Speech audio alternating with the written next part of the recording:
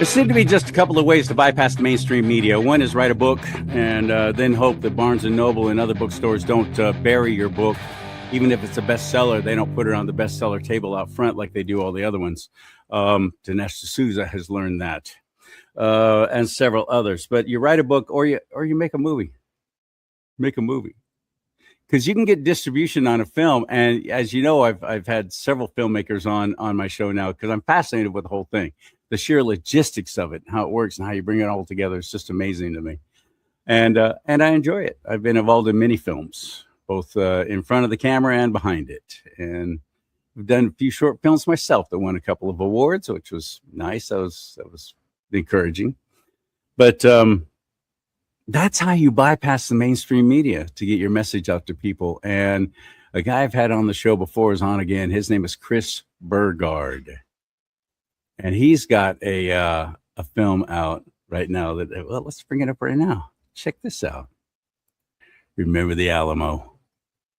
Now, this is not the John Wayne, Davy Crockett, all that kind of Remember the Alamo. There's a subtitle there. Don't Sharia my Texas. Let's get the man who made this happen into the mix now. Find out why. What did it take to get that done?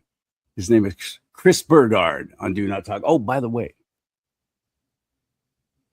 two things I want to ask you to do for me right now. One is hit that like button. I'll have thousands of people watching shows, thousands of people, and I'll get 5 likes. So I know they're watching. I know they're watching all the way through. I know they're liking what they see because they come back and the audience has been growing. But nobody hits the like button. I don't know why. It doesn't cost you anything. So you just hit that like button. It really helps all of us, all of we podcasters and broadcasters, because it's an algorithm thing. And you hit a like button, Rumble will go, hey, this guy's got an audience. Maybe we're going to promote him more. So thank you for hitting the like button, sharing these shows. Sharing is a great way to let people know, because Facebook deleted all of my pages last year, all of them, and Instagram, which is owned by Facebook. And so I have 40,000 people I used to be able to let know, hey, I got a new show out. Watch it. Can't let them know now. That really hurt for a long time. Actually, it really hurt trying to build an audience and grow without that free advertising platform. But that's what I get for speaking truth. How dare I?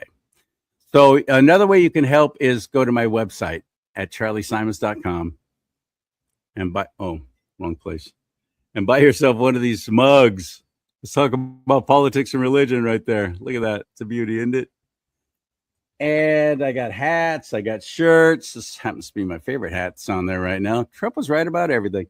I got all kinds of stuff there in my merch store. Or you can just give. There's ways to just flat out give if you can help support this ministry. It'd be a great blessing. Speaking of supporting ministries, Chris Burgard. All right. Without any further ado, hit it.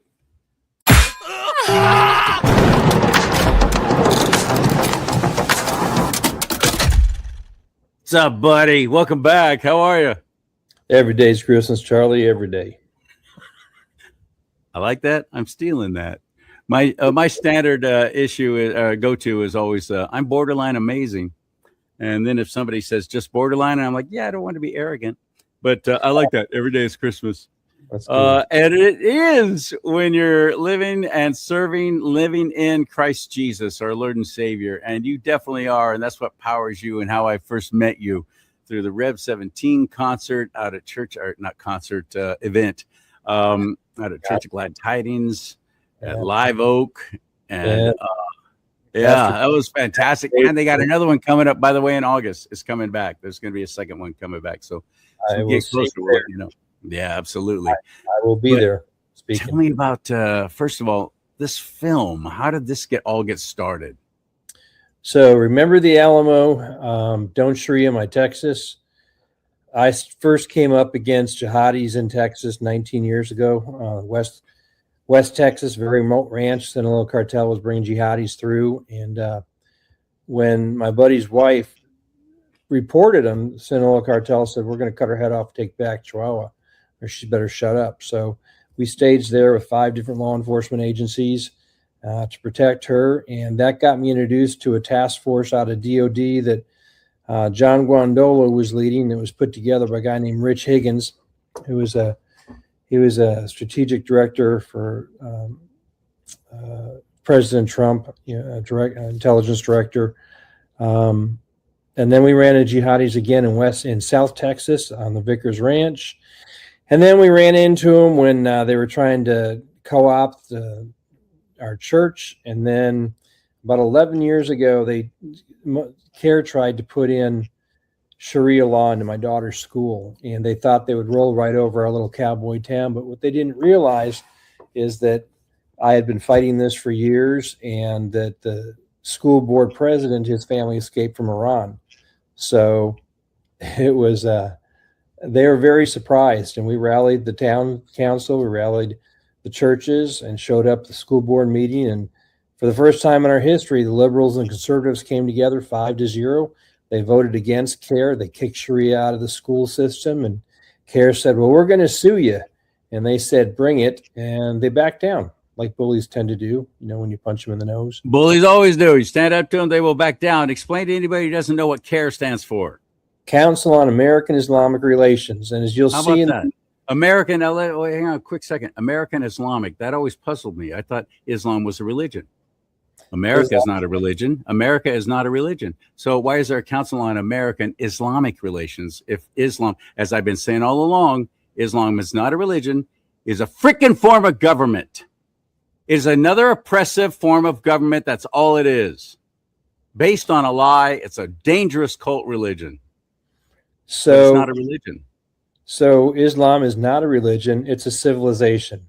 It's an entire political system, an oppressive political system that has rules that have not changed since 632 AD that govern every moment of a Muslim's life. And what we're seeing in Texas, and why I made the movie,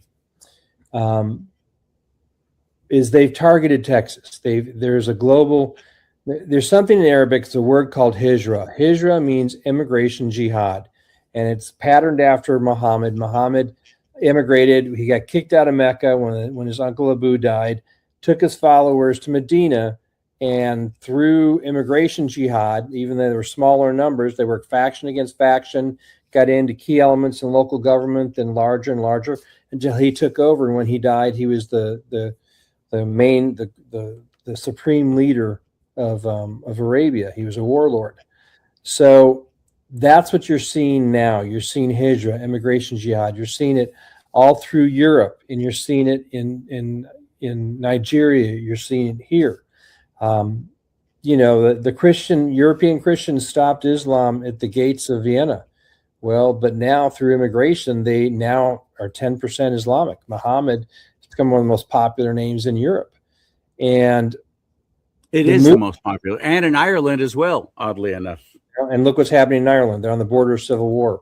So, and I don't want that to happen. I made this movie because you'll see in the movie, we peacefully stopped CARE and the Muslim Brotherhood. Let me go back. The Muslim Brotherhood's stated agenda is to take down the United States and Western civilization from the inside. Yeah. And it's in their mission. It's been out since 1991. It's called jihad. By any means necessary, including taqiyya. They can lie to you. They can make you think they're your buddy. They can lie all they want. Well, it's not just that they can lie to you. They're commanded to lie to you. Yeah, remember, good point. If you want to understand Islam, don't read the Quran. The Quran is only 17% of Islam. You have to read the Quran, the Hadiths, and the Surah. Surah is the biography of Muhammad. I highly recommend everyone read that first, because without that, the Quran doesn't have text. The ultimate order that's out for every Muslim that is to emulate the Prophet, because he is the perfect Muslim on earth, and you're supposed to be just like him. So, including marrying a 9-year-old. Well, her name was Aisha, and she was. Actually, they were married when she was 6, but they didn't consummate until she was 9. Correct, and you'll see in the movie, I'm interviewing a top Muslim scholar, a guy named Aziz Budri, who's the founder of the Texas Muslim Association, and when we talk about that, he kind of hedged and hawed and went around and didn't get to it, and then his excuse was, "Well, Chris, you know that even today in our country, 10-year-old girls are very mature." So it's okay to have child weddings. It's okay to have sex with children because Muhammad did it. And I'll tell you something else you'll see in the movie. Pastor Troy Brewer, you probably know him from Rev 17. He's on the board there. Amazing man. They've saved over 12,000 women and children from sex trafficking. He says in the movie that the number 2 biggest lobbyist organization in Washington, D.C. on Capitol Hill is the porn industry. And the biggest amount of money behind that porn lobby is Islamic money. And the reason is they want to mainstream pedophilia and they want to keep child trafficking going. Tear down the family unit too. All they're doing their father's work just as quickly as possible, for his time is short, and he's here to steal, kill, and destroy. That's what they do. They're following their dad, their little daddy. It's not. If you read the books, they tell you what they're going to do. But heck, now you don't even have to read the books. Just go online on social media. You've got more moms and more scholars saying that Sharia is not here to coexist. It's here to take over. Now, I want to be real clear here, Charlie. I made an anti-Sharia law movie. You cannot have Sharia law and constitutional law in the same civilization. It doesn't work. Now, they'll tell you different. CARE will say, oh, it's just like canon law. No, it's not canon law. And besides, canon law doesn't take precedent over the Constitution. There's already legal precedent for that. What that is they're practicing taqiyya. And as you said before, taqiyya, it's not just that they can practice taqiyya, they're commanded to practice taqiyya. So it means to lie. They can lie to infidels. And when you watch this movie, it's... you can also rape infidels, by the way, both male and female. Rape infidels, both male and female. Yes, I said that on purpose. But they're infidels, so it doesn't matter because we're animals to them. Right? In Arabic, it's not infidel, it's kafir. We are kafir. And that's it. That's right. And that's right. So, and you just see in the movie, my buddy, people give Tommy Robinson a really hard time because they say he's angry and he's mean. Well, Tommy Robinson. Well, that's the guy in England, the one who's putting together that gigantic multi-million person rally just about a month ago. It was extraordinary, amazing. They shut down downtown London, and they were there peacefully praying, singing patriotic songs, and. Tommy said, I've learned as I've gotten older, but I used to be really angry because my 13-year-old cousin, Jeanette, was raped by a room full of bearded Muslim men. And the police did nothing about it because they didn't want to be seen as bigots. And now what you're seeing, 250,000 women and children raped in the UK. But now you have so many Muslims into government that under Sharia law, that rape is legal. It's fine. Lara Logan, I think you know Lara. She's her and her husband Joe were in the movie.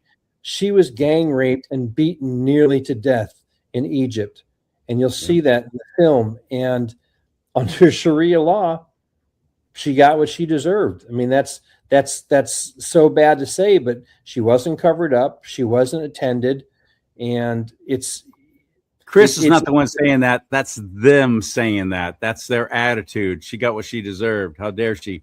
An infidel or kafir coming in here and showing skin, not wearing a burqa. She got what she deserved.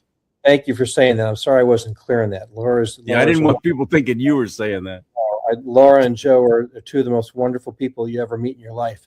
And let me tell you, the fact that she's still alive, the fact that she's able to go and talk about what happened to her, she's superwoman. She just is absolutely superwoman. Besides being, fearless. Journalist. Beyond fearless. Fearless. She's really blessed to have her in my life, and her husband Joe. I think you met Joe last year at Rev 17. If not, you probably see him this year. But I did not get to meet him. Oh, he's a stud. He's out of the special forces, and Joe is he's 7th generation Texan. What can I say? But anyway, going back to Sharia. So Sharia and immigration jihad. So many of the things that you see on TV are jihad, and you don't even realize it. When you see a multitude of military-aged men closing down main streets in New York, in Dearborn, in Minneapolis, in Dallas, in Houston, in Austin, and they're shutting down the streets because they're all out there and they're praying, that's not because there isn't enough room in the mosque. There's plenty of room in the mosques. That is claiming the territory. And those images go out throughout the entire Islamic world. Just like when we had back in March 6th, we had a Muslim terrorist attack on a place called Buford's in Texas. Now, in Texas, it's a little different from California. In Texas, everybody carries guns. I mean, everybody.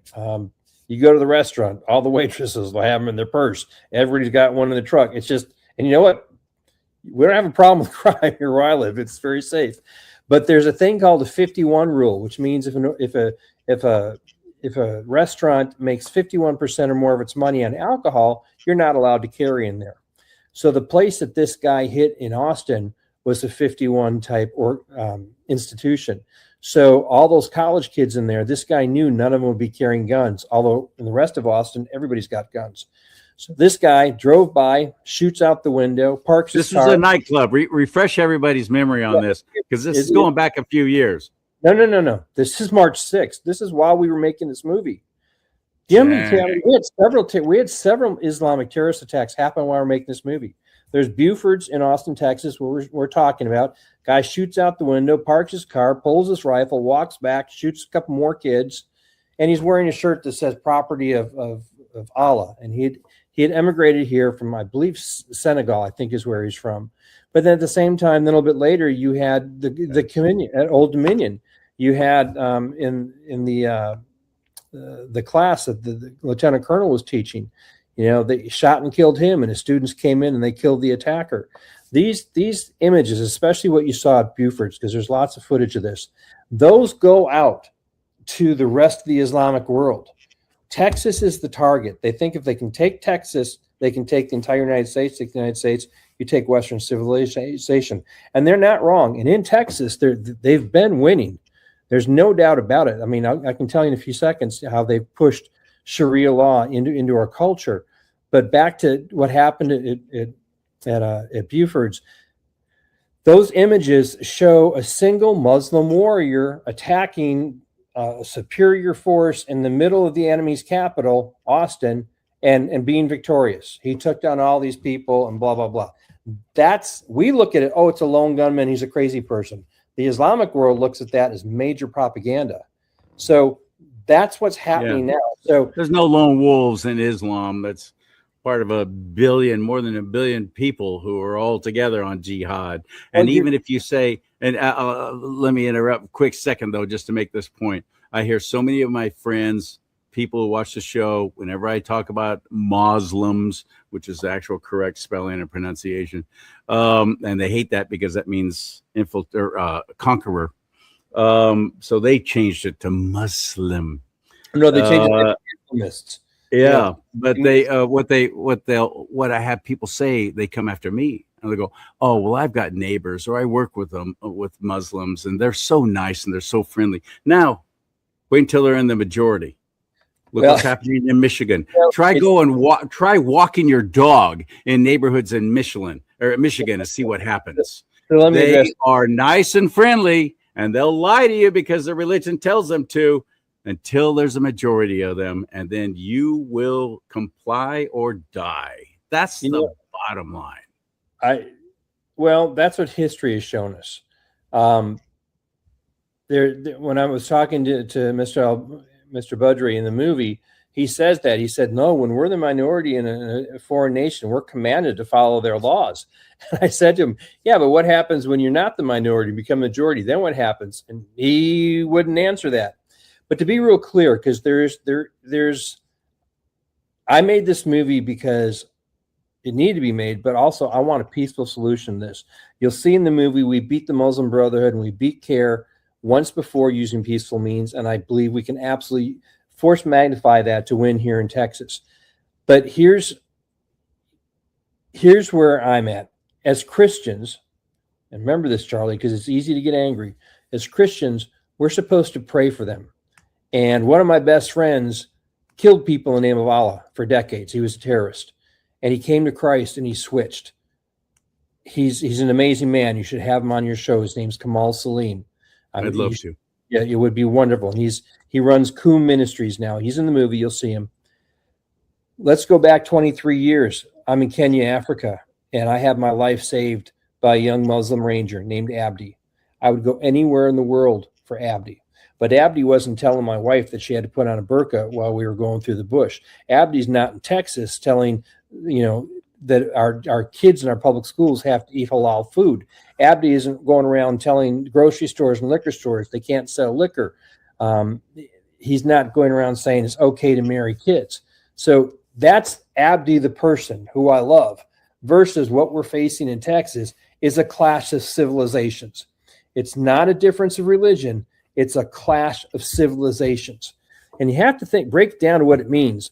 Our politicians, our law enforcement, military, they all take an oath to protect the Constitution from all enemies, foreign and domestic. I don't give a crap what CARE says. Sharia is the enemy of the Constitution, and they are here to supplant it. And don't take my word for it. Watch the movie. They'll tell you in their own words. One of the hit pieces that came out against me last week was the head of the Houston chapter of CARE saying, oh, we need to invite him to a mosque and explain to him what Islam really is. It's like, dude, you should have watched the movie. You should have Googled me. I've been fighting the Muslim Brotherhood for 19 freaking years. And oh, guess what? Last time it was us against CARE, you guys lost. And that's the attitude people need to have here, because what's happening is, as Alan West so eloquently says in the film, we are committing empathetic suicide. Nobody wants to be a bigot. Nobody wants to be a bad guy. And people are afraid to stand up for their culture and their country. Oh, man, now I almost sound like a supremacist. But no, when I go to an establishment or a mall and it's being run closer to Sharia law than it is American law, and I'm seeing more hijabs than I am cowboy hats, that's changing the face of Texas. That's not assimilating. That is building a parallel society. And we see that down here. The Epic Center. Epic Center is a mosque that came in about, 15 years ago or so into Plano, Texas. It's a suburb of Dallas. Well, they wanted to build their own 400-acre city. And it was going to be, if you weren't Muslim, you didn't get to live there. Now, that was stopped. Governor Abbott, thank you. Senior moment. I'm getting old, Charlie. Governor Abbott, remind me to come back to Governor Abbott too, but Governor Abbott had Ken Paxton. We will. We're coming back to him because now that thing's happening again, is my understanding.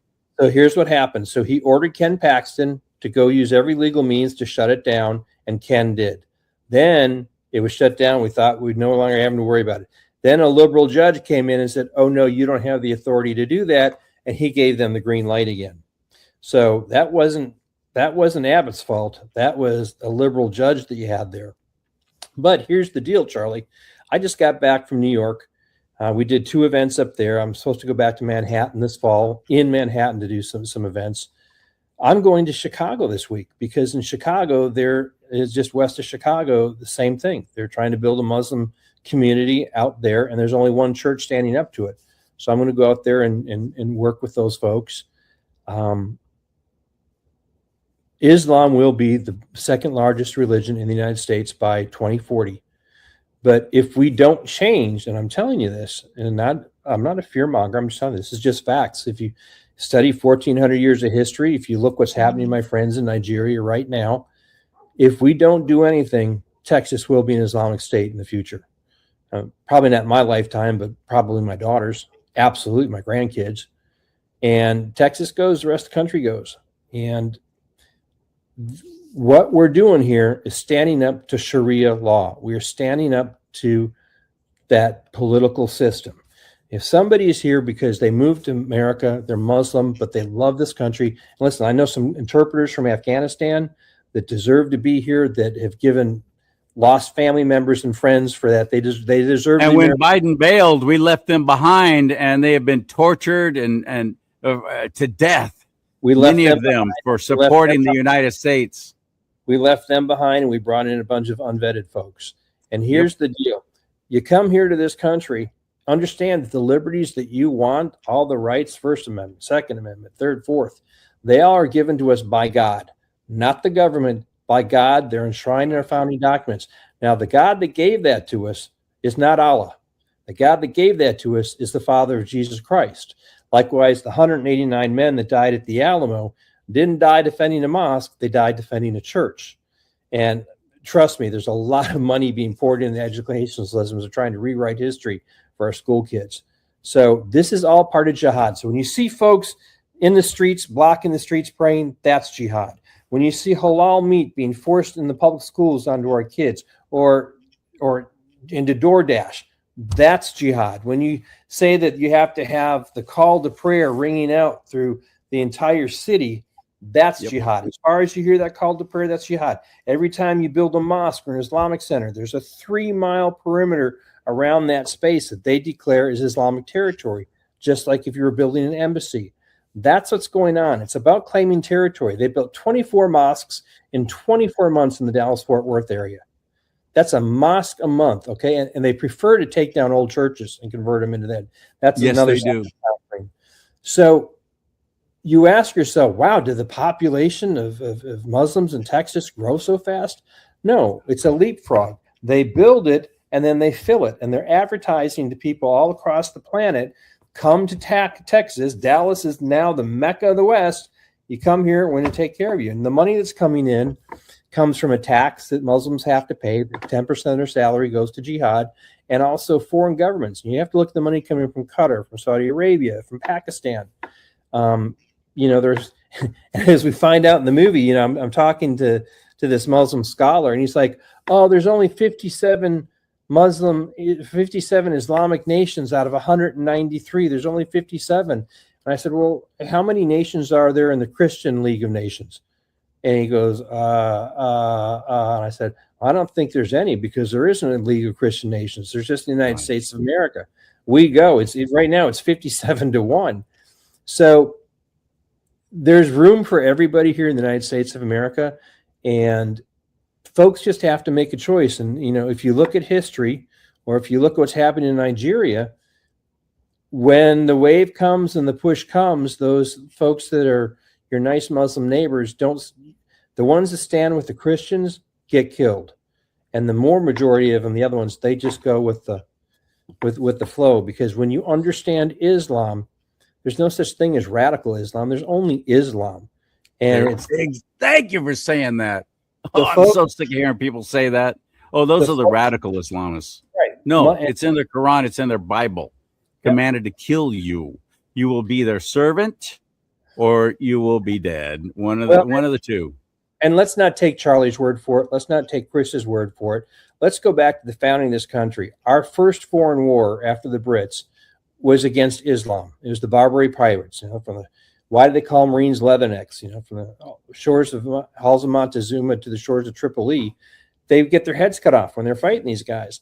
And, Jefferson and Franklin went to the Khalifa there, and they said, dude, why are you fighting us? We have no bones with you. And he says, we're commanded by our God to do that. You are kafir. And he writes it in a letter. The letter is it's in DC. You can go read it yourself.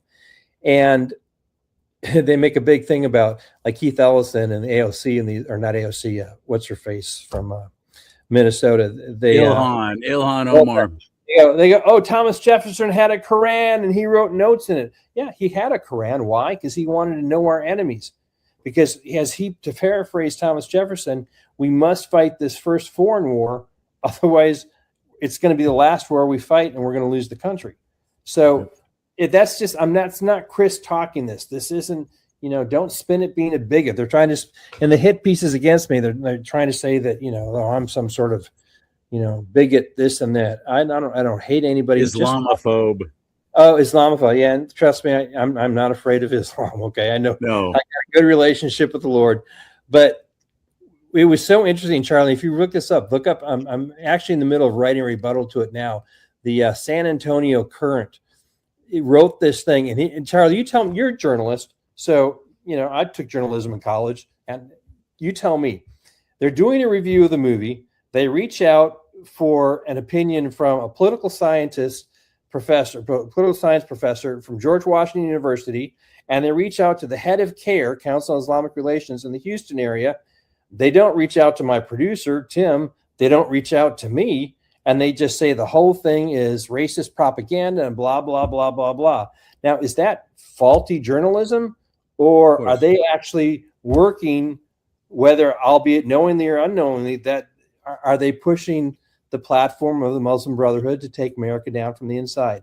Oh, don't get me started on the money, Charlie. The money that has CARE gone is incredibly wealthy, and it's a nonprofit that's not even based in the United States of America, and they are very well funded, and they will buy huge amounts of advertising on major league networks and big TV stations, and whomever might be willing or thinking about 60 Minutes, might be thinking about doing a thing about, kafir or a jihad or something. And next thing you know, CBS is getting millions of dollars in advertising from CARE. And they killed the story. They killed the story. It's funny when I'm talking with the head of the Texas Muslim Association. I said, well, explain to me, because you like to say Islam's a religion of peace. I said, what is the most peaceful it's ever been? Because I'm looking at 1,400 years of conquest. He's like, no.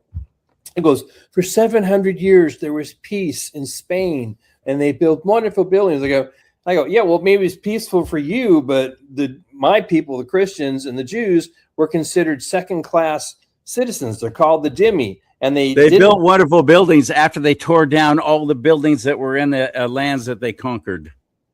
And the Moors. Here's what you have. You can face a sword and die.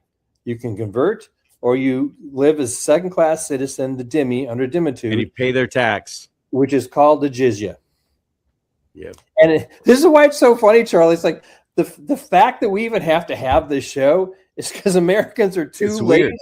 If they just read their own books, they'd know. It's like, this is... Chris, I believe it is suicide by sympathy. Empathy. Empathetic suicide. That's what Alan West calls it. We can't tell them how they need to worship. That's not who we are.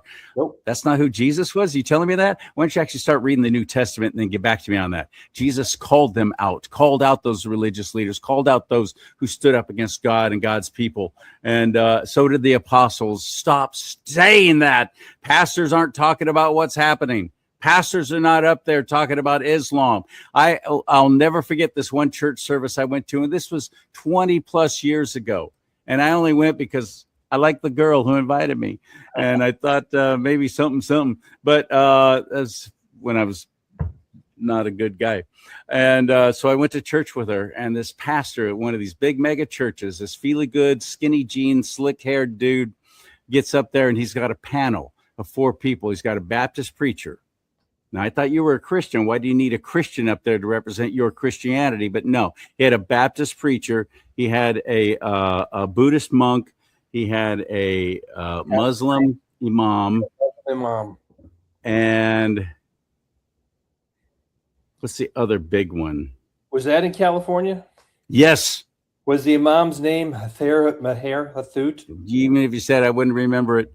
But they didn't take any questions from the audience. I'm sitting there biting my tongue. I wanted to scream out. Every single person up there, except for the Baptist preacher, hates Christ Jesus, hates our Lord and Savior. Why are you entertaining this? Why are you even giving them a platform? Why aren't you pointing out? And he never did that through the whole thing. He'd let him explain about, and then he'd ask a few softball questions. It was infuriating. And I've seen nothing but worse than that ever since then, as pastors are going up there going, well, we need to be tolerant of everybody, because that's what Jesus would do. The Bible's pretty clear on entertaining foreign gods. I understand why people want to get along and their heartfelt reasons why they do that. But here's something. You just brought something up. I didn't think we had enough time, but I'll go into it. What you went through and what you saw there is exactly what they did to our little Presbyterian church in Newhall, California. This guy named Maher Hathout and his LA mosque wanted to stand together against hatred with our little church. And the deal was they were going to get inside there and use that to go into USA Presbytery. And they show a movie, and the movie is a Catholic priest, Presbyterian minister, and an imam. The imam is Maher Hathout. And he's just this really nice retired cardiologist. Very just nice. Like you'll see in our movie, the guy that I'm debating, he's so nice. And, meanwhile, I'll let you see the movie.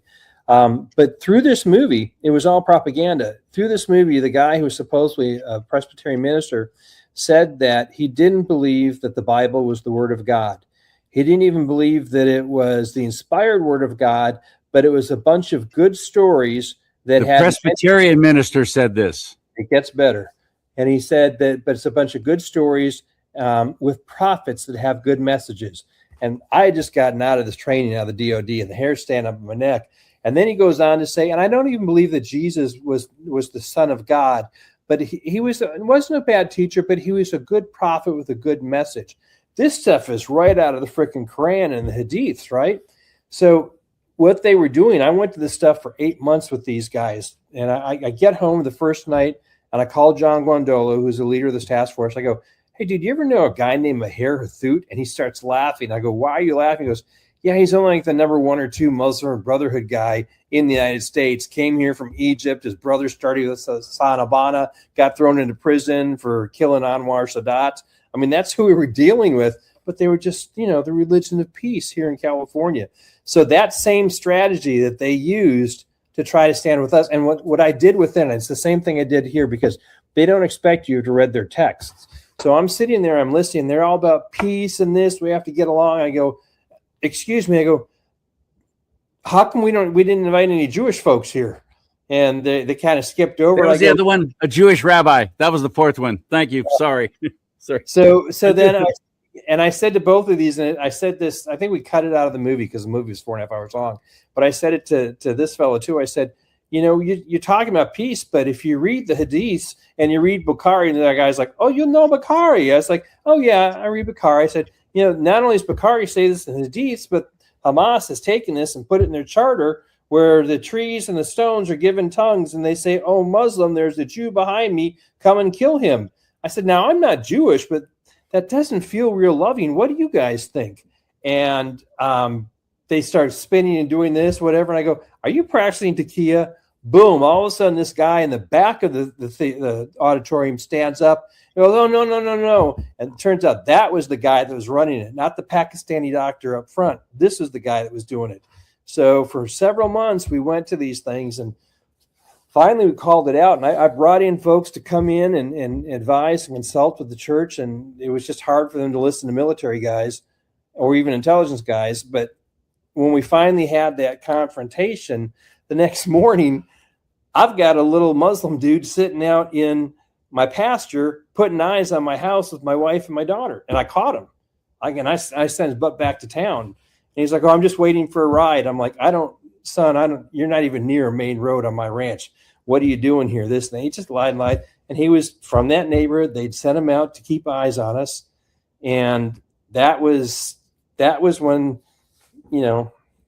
that's been God's mission for me, Charlie. I talked to you last summer. I said I was done making documentaries. I was going to go make fun things and make feature films and, work on my roping and just work on the ranch. And God made this start happening. And I talked to General Flynn last fall, and I said, do we need to do a movie on this?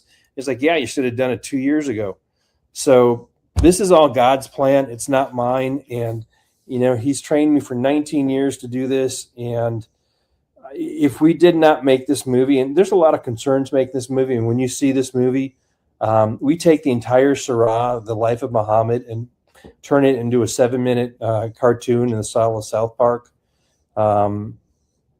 You see, I'm not a great artist, but I think I did a pretty good drawing of Muhammad and presented it to him. And they will murder you for that. That is punishable by death in their religion if you draw any kind of image that's supposed to represent Muhammad. So that was a big thing for us making the movie. But there's also so many other things in the movie that, according to them, they could kill me for them. If you know what happened to Charlie Hebdo, if you know what happened to Theo Van Gogh or to Salman Rushdie, there's precedent for this. But I live in Texas. Okay, Texas isn't Belgium. Texas isn't the UK. Texas isn't France, Paris, France. Texans, when they know this, and when they understand what's going on and how they've been deceived, they stand and they say, oh no. And so that's why I made the movie, and I called it Remember the Alamo, Don't Sharia My Texas, because we've already won a battle. We know how to peacefully win this. We just force multiply that here in Texas, and we'll be example for the rest of the country and the rest of the world. Okay. And it's really just a matter of standing up and saying, this is who we are. This is not okay. You want to go pray to Allah, that's your God, that's fine. But you're not going to tell my kids they have to eat food from animals that were tortured to death while somebody is sacrificing that animal's spirit to a foreign god. I'm not going to let you touch my wife and tell my wife what she has to wear. Rape gangs, they have them in the UK. Do you think that would go over very well in East Texas? I tell you what, I'd be very surprised if the sheriff's department got there in time, because people in Texas will not put up with that. And here's the mistake they made. 24 months in the Dallas-Fort Worth area. Now they're moving east, but now they're in East Texas. East Texas isn't Dallas. Where I live, the most political question someone's going to ask you is, what church do you go to? Not do you go to church, but what church do you go to? Okay.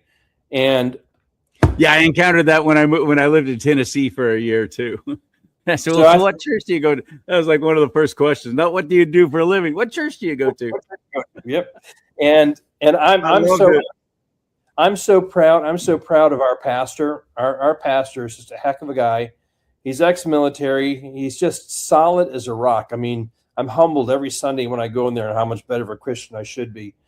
And he's holding a summit. He's holding a pastor summit August 22nd, and we invite anybody to come down there. Originally, it was just going to be for Northeast Texas, but anybody wants to come down to this, and it's going to be a one-day retreat. It's all free for y'all, and they're going to train up pastors on how to recognize and face this threat and to deal with it and to go back in the churches, because we need the whole church to stand up. That's not going to happen, but we know the remnant church will stand up.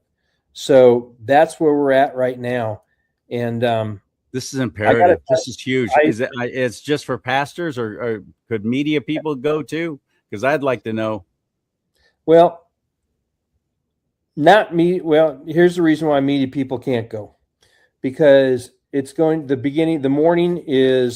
first part of the event is meet and greet, breakfast.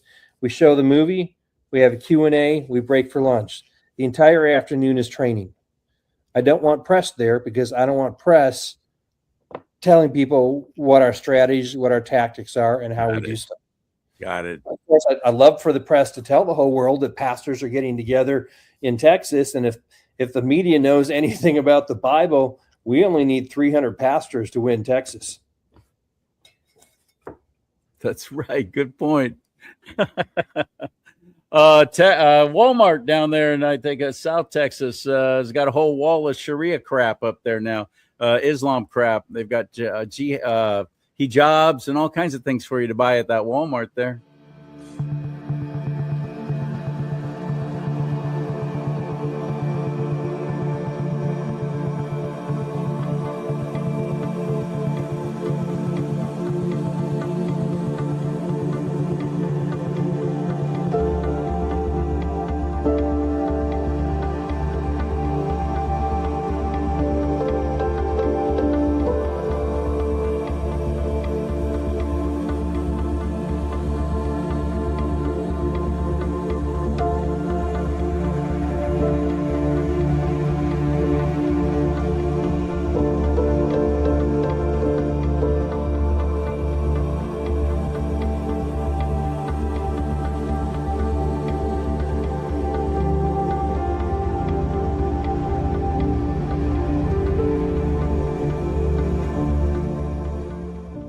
Well, so I haven't been to South Texas. I mean, I have, but it's on the border and then working the floods last year, not this year.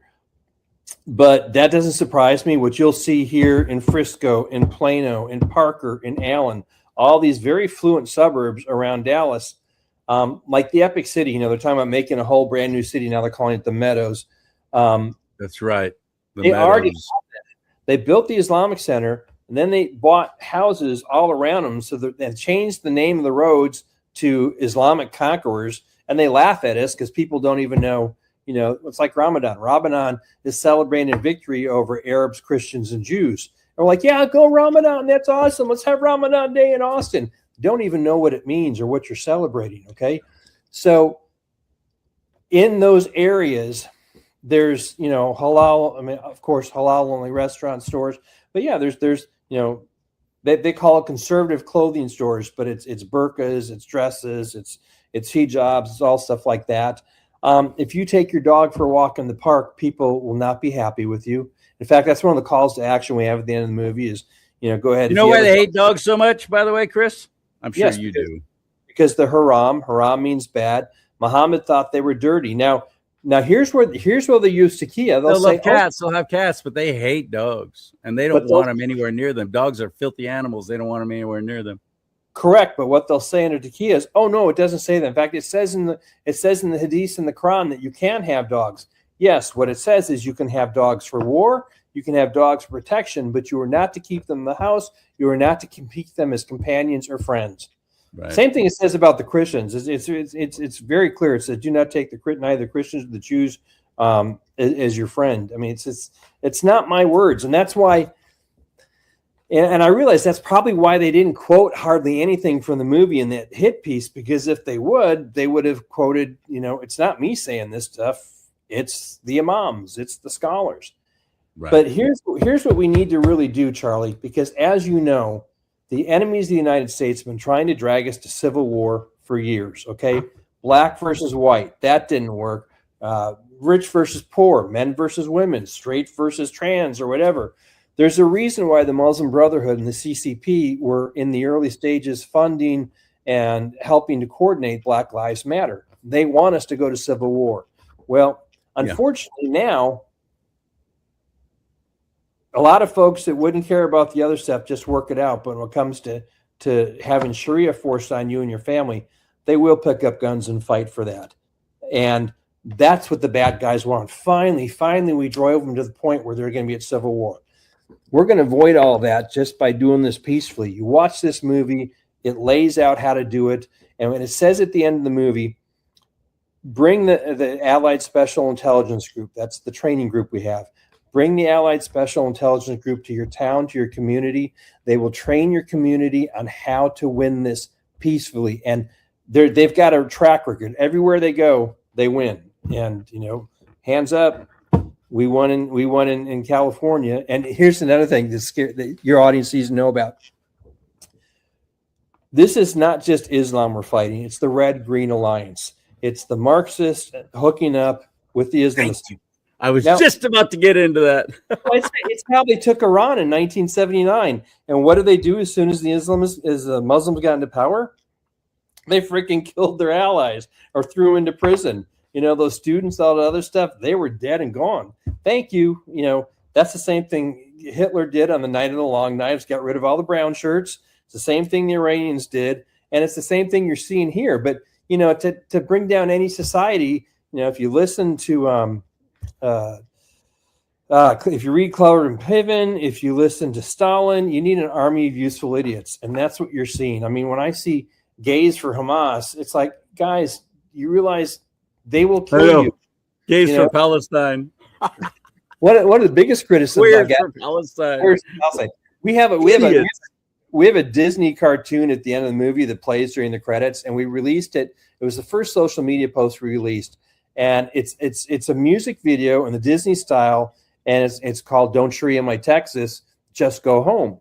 And the thing should have done tens of millions of views. It was so censored, and now the links that I have for it on Twitter, on other stuff, you go there, it's like, oh, this content isn't there anymore. Content's not there anymore. It's like it's crazy what you're seeing as far as the censorship. But here's what's even scarier. Like than citizen vigilante, same kind of thing. I used to know Army. That's a whole other story. Army Hammer, the guy that stars in that. Here's even scarier. Bad movie, by the way, not a good movie. But I get why they hated it so much, because about 3 or 4 times in the film, he makes a very solid point about no, this is what is happening. This is what Islam is doing, and we got to stand up to it. But he was taking it upon himself to vigilante the whole dang thing and to take them all down. And but yet they all across the world, they kept everybody from seeing it. They didn't want anybody to see it. I finally saw it, because you don't tell me I'm not going to watch something. It's a bad movie. It's not a good film. But the message was there. The simple fact that they didn't want you to see it is why I was going to insist that I see it. when you And look, I want everybody to see your you film. look at that movie, you have to ask yourself, was this written by good guys or bad guys? Because what that movie does is give you permission to go out and shoot Muslims anywhere. Women, kids, children, doesn't matter. They're Muslims, they're bad, shoot them. You're right. He killed children and women too. Yeah. So is that a Christian message? No. No. So this is, you see, and I've been It doing was this. a bad movie, and half of it was soft porn. It was What I'm just saying, Charlie, is you have ridiculous. to, people don't understand fifth generation warfare. They don't know what's going on in this country. I suggest everybody read General Flynn and Boone Cutler's book, Citizen's Handbook to Fifth Generation Warfare, because this is information warfare to tear us all apart. Okay. This is pushing at us to do this. Okay. You have to ask yourself, why does a movie like Vigilante get hundreds of millions of views and is pushed hard, and the message is it's okay to go shoot Muslims, where a movie like mine that says, here's all the tools written in the Constitution and your local laws to stand up and keep America free and a Christian country. My movie's the one that gets stepped on, and that one's being boosted and pushed. You have to look at by Elon Musk. It's not being boosted and pushed by anyone else, but that's because I think Elon and the filmmaker are buds. But if next time you run into Elon, tell him to call me so he can boost our movie too. But okay, okay, I will. What's really scary is, say somebody watches the show and they say, well, I want to know more about the threat of Sharia. I want to do this. If you go to Google it, you're not going to get the results from AI that you get reading the book. And I'll give you one example. It says straight out in the Hadith, and this is in the movie, when Muhammad was dying, he'd been poisoned by a Jewish woman. Some say it was his wife. Some say it was a sex slave. Some just say she was just some Jewish woman. But she poisoned him with his favorite, which was lamb shoulder. And it killed Bashir, his one of his companions. And he asked her, he said, why did you poison me? She goes, well, because if you're really a prophet, I know God would warn you and you wouldn't eat it. And he ate it anyway. So then when he goes to die, he's dying literally on the lap of Aisha, the girl he married when she was 6. She's now 19. It's 13 years later. And his last words to her, I'm quoting from the Surah, was that Islam should be the only religion in Arabia, and that his people should keep paying the bribes to the ambassadors of the Jews and the Christians. Now that's what it says there. But you Google it, and it says, he said that men and women should be equal, and we should make peace with the Jews and the Christians. That's just one example. So you can't go to your computer to find the truth. You're going to get lied. And it pushes that interfaith, we're all the same God. My secondhand, I told you about my firsthand experience with the interfaith stuff. You had one too. My secondhand experience with interfaith is what my friends are going through in Nigeria. They bring in these interfaith councils. They come in, they meet, and they find out who the Christian leaders are. And then when the Christian leaders go back to their villages, they ambush them and kill them. And that's what's going on in Nigeria right now. You're going to see a section of the movie about Nigeria. Nigeria is very, very much like Texas. We were all attacked in 9/11. Nigeria was attacked. Texas is the energy and economic heart of America. Nigeria is the energy heart of Africa. Texas is the belt buckle of the Bible Belt. Nigeria has the biggest congregation of Christians anywhere in Africa. Nigeria goes down, Africa goes down. We go down, America goes down. Used to. They've been massacring them. Well, exactly. And why? Because the government is a Muslim-run government, and they're not allowed to have the Second Amendment there. It's funny. The Fulani tribes and Boko Haram, they've got automatic weapons. It's okay for them. But when my friend's nephews fought back with slingshots, they were the ones that went to prison. And so I'm getting, I get messages and texts, Palm Sunday, Ramadan's ending. We know they're going to attack us. Can you guys help us? Can you help us? I can't do anything from here. Ramadan comes, it ends, Palm Sunday. What do? They attack my friend's village. Then they attack 2 weeks later, and they kill these people. The next day, they're burying these folks at the funeral, and they wait till everybody's together at the funeral. They hit him again. I mean, my friend's family's house is burned down. His family members have been killed, and it's happening now. It's happening. Tens of thousands of people being murdered just because they're Christians. And the silence is deafening. But the difference between Texas and Nigeria, we have the Second Amendment. They do not.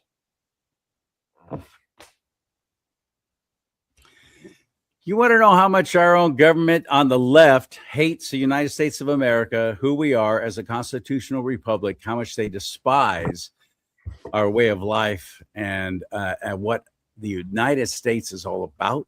This is how much the left hates it. Here's a fine example to me. Under Biden, I'm watching this proliferation of all these Muslim communities flowering everywhere, building up, inviting them in.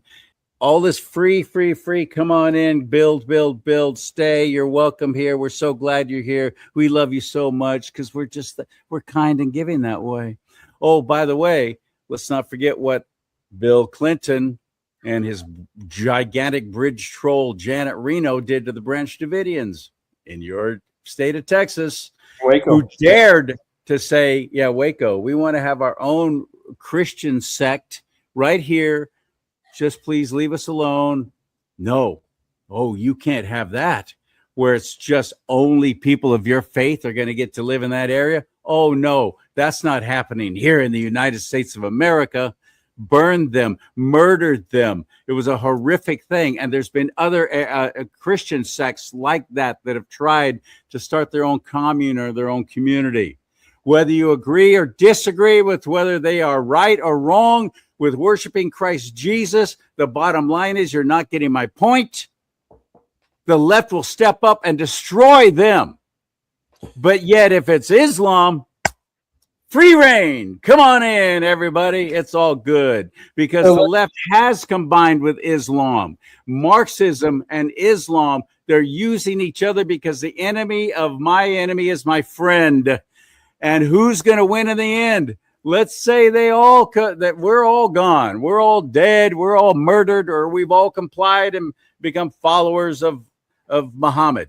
Now what?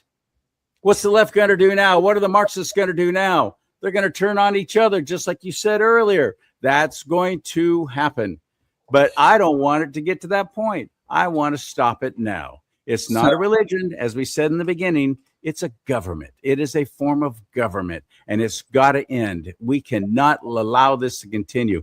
And having entire neighborhoods, entire towns taken over by Sharia law, and we're all going to go, well, it's their religious freedom. They had that in the country they were in, by the way. Why did they come here if they had their Sharia law in the country they came from? Because it's here, Chris. Because it's Hijra, Charlie. I mean, if people want to leave their country, why aren't they migrating into any one of the other 57 other Islamic countries? They're coming here because it's immigration jihad. But you brought up something that's huge that people need to take a look at. When Barack Obama, 5 days before the election, he said it's only 5 days until we what? We are 5 days away from fundamentally transforming the United States of America. Fundamentally transform the United States of America. That's right. Hope and change. Right. So when you have people leaving war-torn Somalia, one of the hottest countries on the planet, can you imagine saying, I can't wait to get the United States of America. I want to live in the coldest place in America where all the Vikings are. Send me to Minnesota. That's social engineering. That is fundamentally transforming the United States of America. And we had to cut it out of the movie. It's longer, but Kamal told me, he said, when he was sent here by the Muslim Brotherhood to recruit for jihad, they sent him to, I'm not going to say the town, but it was in the middle of Wisconsin. And I was like, I grew up there. I'm like, why would they send you there? Because it's in the middle of our triangle. I'm like, what do you mean it's in the middle of a triangle? He goes, Chicago, Dearborn, Minnesota. We have that triangle. Now we have to get the heart of it. Same reason why they went to Tennessee and now they're in Texas, because they have to break the Bible Belt. And this does not happen without help from the highest level. We had great Obama sections in here where he's so pushing Islam. But I took it out because one, we had to make movies shorter, but two, I didn't want to make a political movie. I was really inspired to see the conservatives and liberals come together just as Americans to throw out Sharia law, because no one was going to tell our kids they couldn't draw Jesus Christ on a postcard at Christmas, which is what it is. It's not just you can't draw Muhammad. You're not allowed to draw any of the prophets. And they look at Jesus Christ as a prophet. People feel bad if they say, "Oh, you're Muslim, you follow a false prophet." Oh, I can't say that. I can't hurt their feelings. Well, as you'll see in the movie, when I'm having conversations, they have no problem saying Jesus Christ is not the Son of God and that Jesus Christ did not die on the cross. They're sure that Jesus Christ, that they put in a double instead of him. Because I go, was it a clone? Was it a double? They go, it was someone that looked like him. But he's coming back. He's coming back. And when he comes back, his mission is to what? According to Islam, Jesus' mission is to tell the world to follow Muhammad, that Allah is the real God. And it's like, so it's like, guys, they're telling you who they are. It's not the same religion. So you're not trying to get along by going in and saying, "Oh, we only follow one God." What you're doing is you're giving them all your power. What you're doing is you're betraying the Lord Jesus Christ. Oh man, you're fantastic, my brother. You are absolutely fantastic. I'm looking forward to seeing this film. I want to have you on again after I've seen it. And what I really like, and you have to pay to see the film. However, there's a profit sharing thing, kind of like Angel Studios, what they've been doing. And I love this, where you will get money back for each person that you refer the link to, and they pay to watch the film, and so on and so on. So you'll make money, and I'll make half of what you make just by referring people. No, you'll make as much as, I've partnered up with Life Christian Network to do this. It's a great Christian television station out of El Paso, Texas. Great Texans, great Christians. So no, you don't make half of what our whole organization does, because we have to sponsor a tour. We have to pay for, all the stuff we've done. You make as much as we do. I think you have to, it's 4 units. I don't know, you get an email after you buy the movie, but it says, here's your link. Anybody that you refer that buys through this link, once you sell 5 of them, you're going to get $50. You get $10 a stream, $10 a DVD. Because why?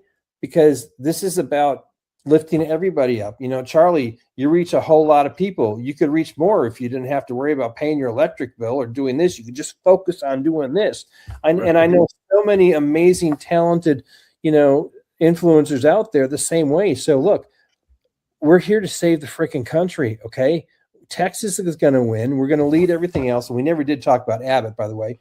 But Greg Abbott, your governor there. Yeah. Oh no, this is what now, didn't he?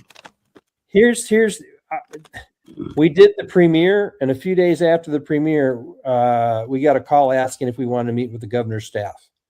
And I must tell you, that meeting went exceptionally well. We're going to have a follow-up meeting, and I've never met the governor personally,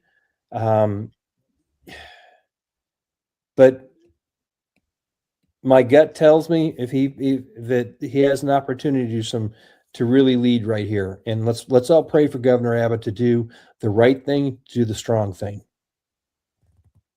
I pray like David. You mentioned that earlier about prayer. And pray for our enemies and love our enemies and pray for those who persecute us. I pray like David. I ask the Lord to please save them. Please turn them around. Please give them the saving knowledge of Christ Jesus. Please save them.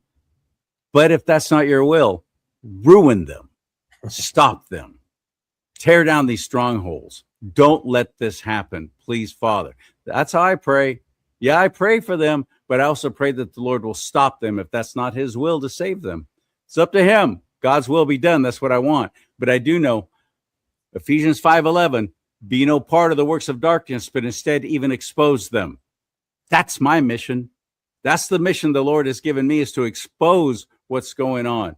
And I do that every chance I get. And guys like you, Chris, I admire you so much.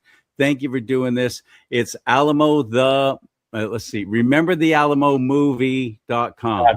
There you go. Yeah. Remember the AlamoMovie.com. AlamoMovie.com.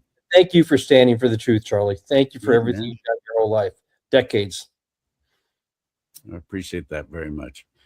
All right, brother. We'll talk again real soon. God bless. Especially, oh, you too. Thank you. Especially after I see that movie, I want to really talk to him then. Ooh. Wow, what a time we live in, huh? This is not the time to shrink back. It's not an accident that we live right now in this time in history. If you're a follower of Christ Jesus, it's not an accident that you're here now. Step up, speak out, be no part of the works of darkness, but instead even expose them. May God bless you and keep you. May God bless America. But most importantly, America, bless God.